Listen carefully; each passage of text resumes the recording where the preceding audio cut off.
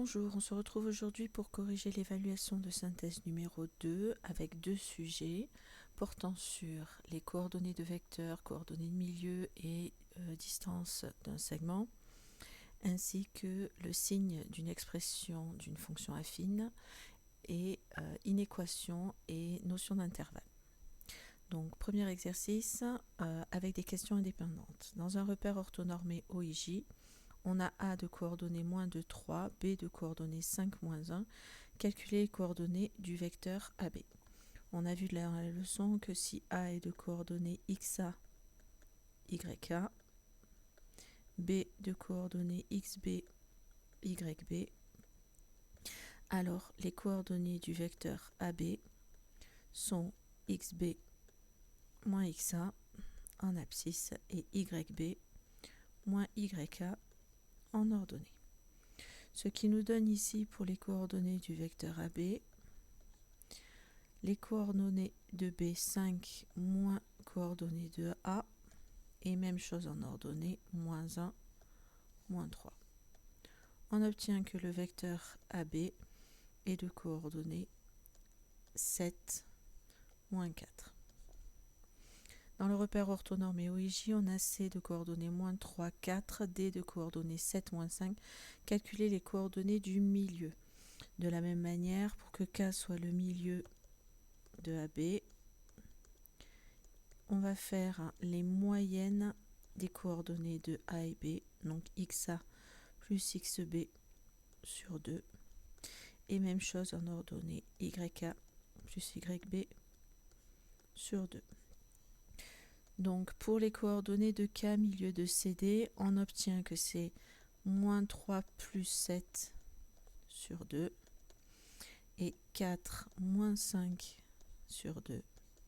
Ce qui nous donne que K est de coordonnées 4 demi, c'est-à-dire 2, et 4 moins 5, ça fait moins 1 demi. Dans le repère orthonormé OIJ, on a E de coordonnées moins 3, 0 et F de coordonnées 1, 5. Calculer la longueur EF. La distance AB avec les coordonnées précédentes, ça va être égal à la racine carrée de XB moins XA au carré plus YB moins YA au carré. Donc pour la distance EF, on trouve que c'est la racine carrée de 1 moins 3 au carré plus 5 moins 0 au carré, ce qui nous donne que la distance EF, elle est égale à la racine carrée de 4 au carré plus 5 au carré, ce qui fait racine carrée de 16 plus 25, ce qui fait racine carrée de 41. Et on garde la valeur exacte. Exercice 2. On se place dans le repère OIJ représenté ci-contre. Lire sur le graphique les coordonnées du vecteur AB. Le vecteur AB, c'est pour aller de A en B. Donc, le vecteur AB, c'est ce vecteur-là. Pour lire ces coordonnées, il suffit de regarder comment on passe du point A au point B, en se servant des axes des abscisses et des axes des ordonnées en référence. On voit que ici, on se déplace de 4 et qu'on se déplace de moins 5. Donc les coordonnées du vecteur AB sont 4 et moins 5. Placés dans le repère ci-contre, les points C de coordonnées 1, 6, 1 et 6, il est là, le point C.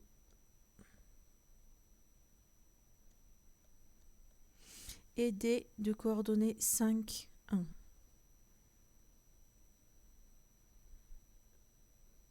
Donc le point D, il est ici. Quelle conjecture peut-on faire en regardant la figure ? On peut conjecturer que le vecteur CD est le même que celui du vecteur AB. Comme on voit que sur la figure, le vecteur CD semble être égal au vecteur AB, on peut conjecturer que le quadrilatère ABDC semble être un parallélogramme.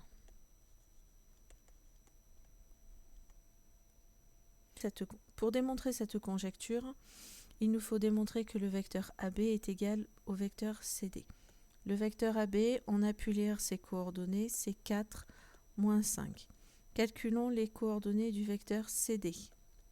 Le vecteur CD a pour coordonnées 5, moins 1, 1, moins 6. Donc le vecteur CD est de coordonnées 4, moins 5. On en déduit donc que le vecteur AB est bien égal au vecteur CD. Donc, que ABDC est bien un parallélogramme.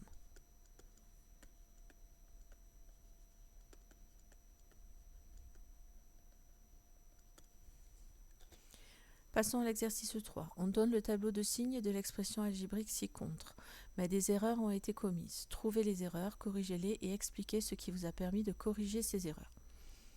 Donc, on a le signe de moins 2x plus 3 à établir. On va chercher les antécédents de 0, puisque ici, on sait que ça doit être l'antécédent de 0 par moins 2x plus 3. Moins 2x plus 3 égale à 0, c'est équivalent à moins 2x égale moins 3. Donc, x est égal à moins 3 sur moins 2, ce qui fait 3 demi. Donc, première erreur qui a été commise, ce n'est pas 2 tiers, mais 3 demi. Ensuite, moins 2x plus 3 a pour coefficient directeur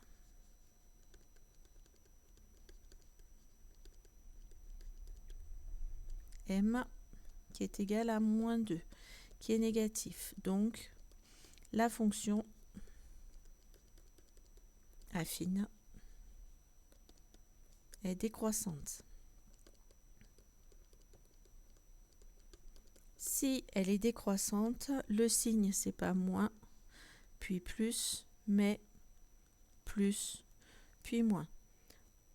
Si je fais la représentation graphique de cette fonction, on sait que l'on va avoir une droite qui est décroissante, qui va couper l'axe des ordonnées en 3, puisque l'ordonnée à l'origine est 3, et qui va couper l'axe des abscisses en 3 demi.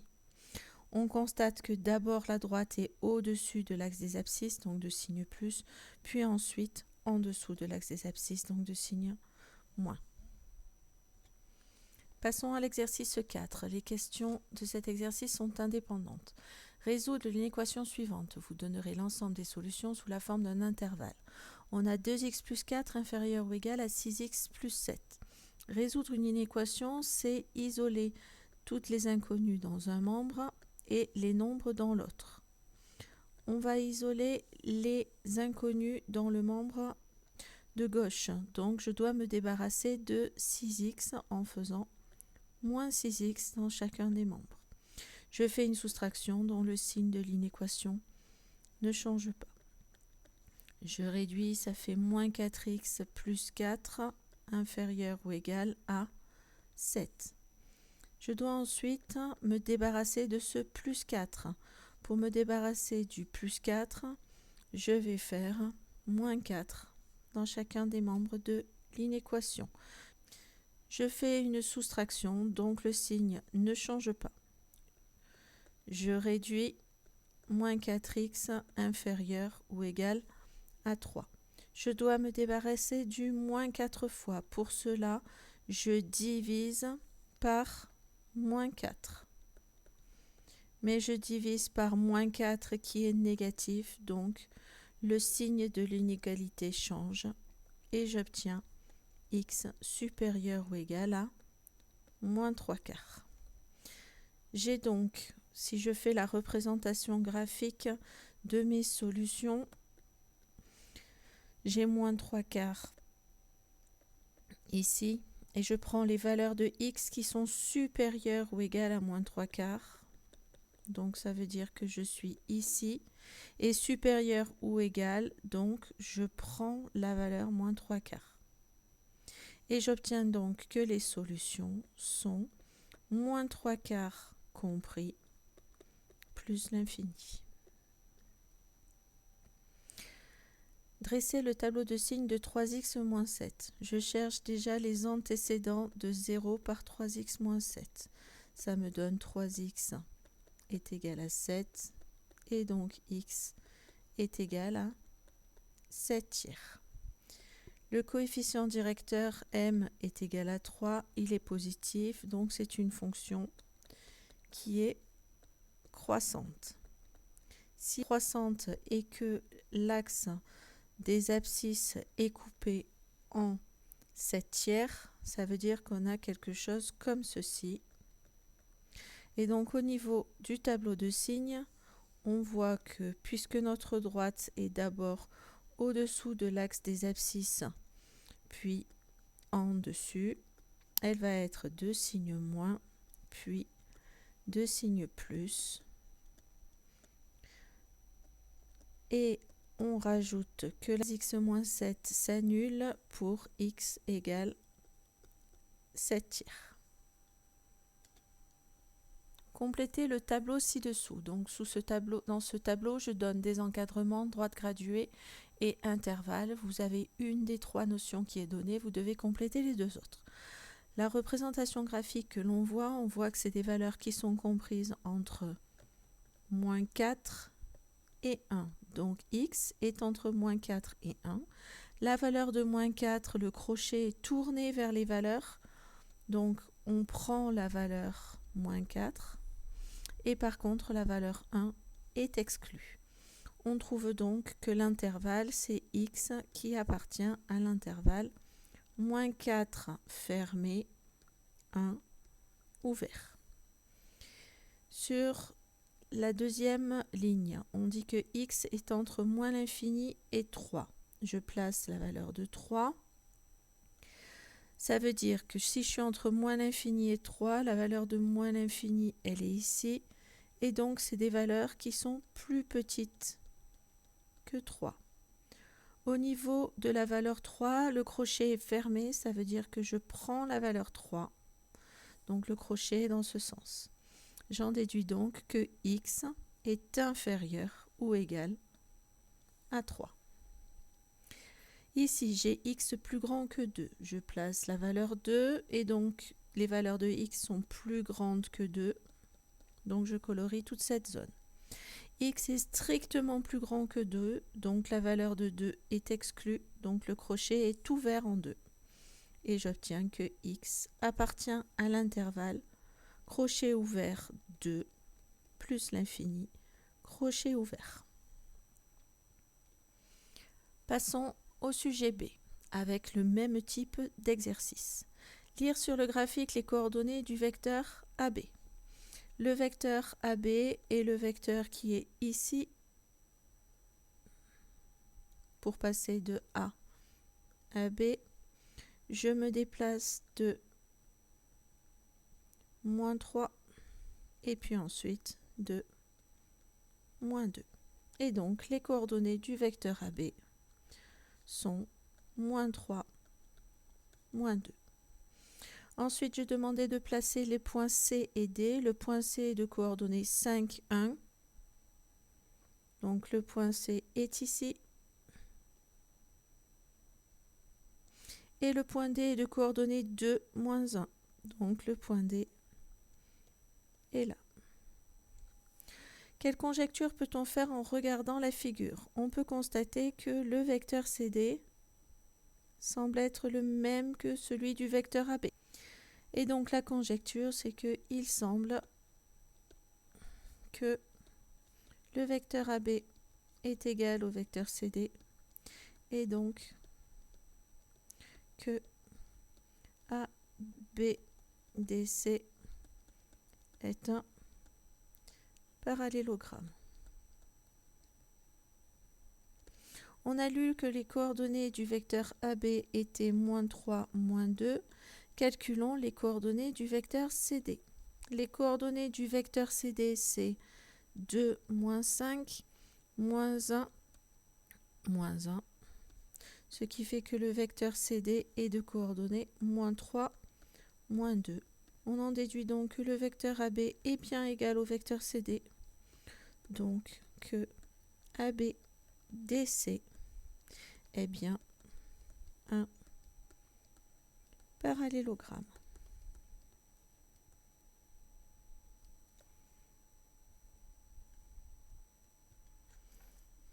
On poursuit avec l'exercice 2. Donc dans le repère orthonormé OIJ, on a C qui est de coordonnées -4, 3 et D de coordonnées 5, -7. Calculez les coordonnées du point K milieu du segment CD.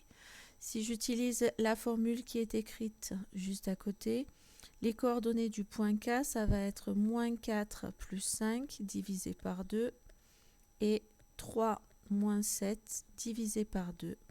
Donc on obtient que le point K est de coordonnées 1/2, -4 sur 2, ce qui fait -2. Dans le repère orthonormé OIJ, on a E de coordonnées 0, -3 et F de coordonnées 5, 1. Calculer la longueur EF. Si j'applique la formule qui est donnée ci-contre, on obtient que la longueur EF est égale à 5 moins 0 au carré plus 1 moins 3 au carré, ce qui nous donne 5 au carré plus 4 au carré, ce qui fait racine carrée de 25 plus 16, ce qui fait racine carrée de 41. Et je garde la valeur exacte. Dans le repère orthonormé, on a A de coordonnées -3, 2, B de coordonnées 1, -5. Je demande de calculer les coordonnées du vecteur AB. Donc en appliquant la formule qui est donnée ci-contre, je donne que AB est de coordonnées 1, -3 et -5, -2. Ce qui nous donne pour le vecteur AB de coordonnées 4, -7. Passons à l'exercice 3. On donne le tableau de signes de l'expression algébrique ci-contre, -5x plus 4. Mais des erreurs ont été commises. Trouvez les erreurs, corrigez-les et expliquez ce qui vous a permis de corriger ces erreurs. On sait que ici, on doit avoir un antécédent de 0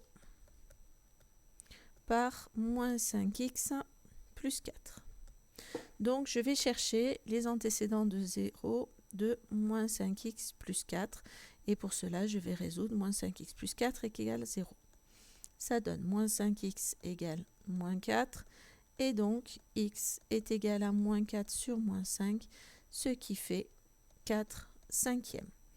J'en déduis donc que ce n'est pas 5 quarts, mais 4 cinquièmes, la valeur que je dois avoir ici. Ensuite, je sais que dans -5x plus 4, le coefficient directeur, c'est la valeur qui se trouve devant x. Donc ici, la valeur est -5. C'est négatif. Donc c'est une fonction qui est décroissante. Si la fonction est décroissante, ça veut dire que je peux faire la représentation graphique que voici. Donc, j'ai une droite qui coupe l'axe des abscisses en 4/5, l'axe des ordonnées en 4, et je constate du coup que ma droite est d'abord au-dessus de l'axe des abscisses, puis en dessous, donc 2 signes plus, puis 2 signes moins. Passons à l'exercice 3. Je donne dans un tableau différentes notions. Encadrement, droite graduée ou intervalle. Il manque 2 de ces notions, à vous de compléter. Ici, je donne x plus petit que 3. Si je représente sur la droite graduée la portion de droite qui correspond, ça veut dire que c'est toutes les valeurs de x qui sont plus petites que 3. x strictement plus petit que 3, donc la valeur de 3 est exclue. Si la valeur de 3 est exclue, ça veut dire que x appartient, ici on a moins l'infini, qui est exclu puisqu'on ne l'atteint jamais, et 3, intervalle ouvert. Ici, je constate que la partie qui est assurée, c'est des valeurs de x comprises entre 0 et 2. C'est ouvert en 0, donc c'est strictement plus petit en 0. Par contre, la valeur 2 est comprise, donc c'est inférieur ou égal à 2. De la même manière, ici, au niveau de l'intervalle, je suis entre 0 et 2. 0, c'est ouvert. 2, c'est fermé. Dernière chose, ici, je donne que x appartient à l'intervalle 2 plus l'infini. Donc, je représente sur ma droite graduée la partie assurée. Donc, c'est tout ce qui est entre 2 et plus l'infini. Et je constate que l'intervalle est fermé en 2. Donc, ça veut dire que je prends la valeur 2. Et donc, je trouve que x est supérieur ou égal à 2. Question 2. Dressez le tableau de signes de 2x plus chercher les antécédents de 0 pour 2x plus 9 en résolvant 2x plus 9 est égal à 0. Ça fait 2x égale moins 9 et donc x est égal à moins 9 sur 2. Si je fais la représentation graphique de ma droite, le coefficient directeur, la valeur de m, elle est égale à 2, c'est positif. Donc on sait que c'est une fonction qui va être croissante. Elle est croissante, elle coupe en moins 9,5 l'axe des abscisses, en 9 l'axe des ordonnées. Et du coup, on constate que la droite est sur une portion en dessous de la droite de l'axe des abscisses, puis ensuite au-dessus. Donc, entre moins l'infini et plus l'infini, je mets l'antécédent de 0, moins 9,5.